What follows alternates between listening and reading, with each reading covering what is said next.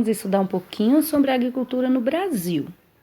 O Brasil, ele é atualmente o maior produtor e exportador de soja do mundo. No final da década de 60, dois fatores internos fizeram o Brasil começar a enxergar a soja como um produto comercial. Para que o Brasil consiga fazer uma grande exportação, é preciso grandes terras, para serem plantadas. Essa é uma imagem da soja cultivada no Brasil.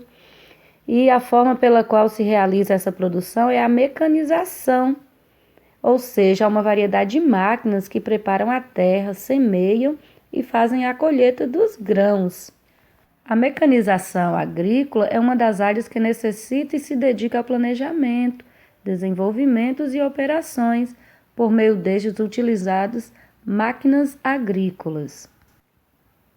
A classificação das propriedades agrícolas se divide em dois grupos, minifúndio e latifúndio. Minifúndio tem como características pequena extensão, é voltada para a subsistência. Em geral, seus proprietários trabalham em outras propriedades rurais para manterem seu sustento. Já o latifúndio tem grande extensão, é voltada para exportação e divide-se em latifúndio empresa agrícola e latifúndio improdutivo. Hoje no Brasil, os latifúndios representam cerca de 1% do total da população rural. Isso significa que a cada 100, apenas uma delas é um latifúndio, com mais de 1.000 hectares. Apesar disso, os latifúndios ocupam aproximadamente 45% de toda a área rural do país. Portanto, quase a metade das terras disponíveis para a agricultura no Brasil pertence a 1% dos proprietários rurais. Os donos das porções de terra que produzem alimentos têm em seu poder um dos negócios mais lucrativos do país. De acordo com os dados recentes do Ministério da Agricultura, as carnes, especialmente as carnes de frango, o açúcar, o álcool, são, depois da soja, os produtos que o Brasil mais exporta. Todos eles dependem de grandes extensões de terra. Essa aqui é um trecho da carta escrita por Pero Vaz de Caminha, quando uma esquadra de navios portugueses chegou ao Brasil em 22 de abril de 1500.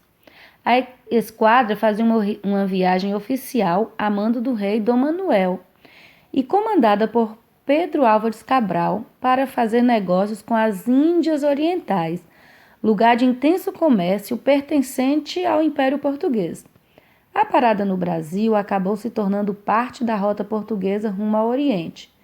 Depois de 3 décadas conhecendo o litoral e explorando o pau-brasil na Mata Atlântica, o governo de Portugal iniciou, a partir de 1530, um processo de colonização no território brasileiro, que consistia em distribuir terras a portugueses interessados em ocupar e produzir artigos agrícolas voltados para os consumidores europeus, repartir as terras em capitanias hereditárias e dá-las a nobres, funcionários do rei e burgueses, que eram ricos comerciantes, e incentivar os capitães donatários, que eram os donos das capitanias, a possuírem as terras ou a doar partes delas a quem tivesse condições de cultivá-las. Essas terras doadas eram chamadas de sesmarias. Vamos entender um pouco agora o que é latifúndio, monocultura e escravidão. Para produzir açúcar em quantidade, era necessário que houvesse grandes extensões de terra, ou seja, latifúndios, as quais se concentravam principalmente na região nordeste do Brasil. A monocultura é um sistema de exploração do solo com especialização em um só produto. É o cultivo intensivo de um único produto em latifúndios, como era o caso da cana-de-açúcar. No Brasil, muitos engenhos em que se prepara o açúcar, bem como nas lavouras, eram necessários muitos trabalhadores. Então, a mão de obra escrava foi utilizada pelos portugueses no Brasil por mais de 3 séculos, desde o século VI até o século IX.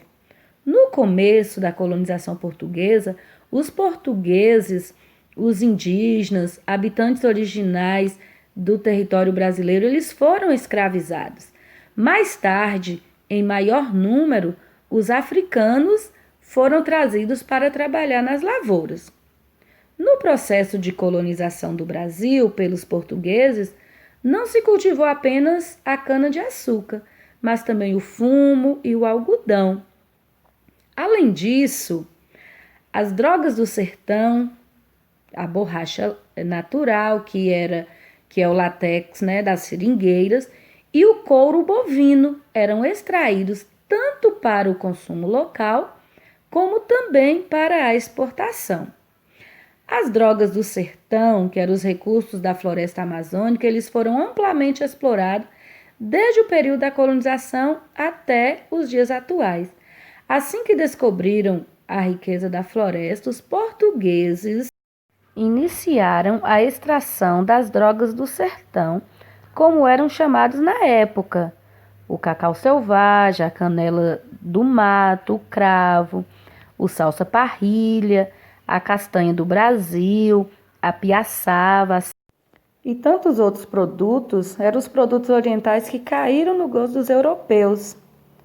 E as especiarias foram um dos estímulos para os comerciantes partirem em sua busca. As drogas do sertão é um termo que se refere a algumas especiarias extraídas da Amazônia. Agora é hora da nossa atividade. São bem pouquinhas, só as páginas 83 e 86, tá bom? Preste bastante atenção.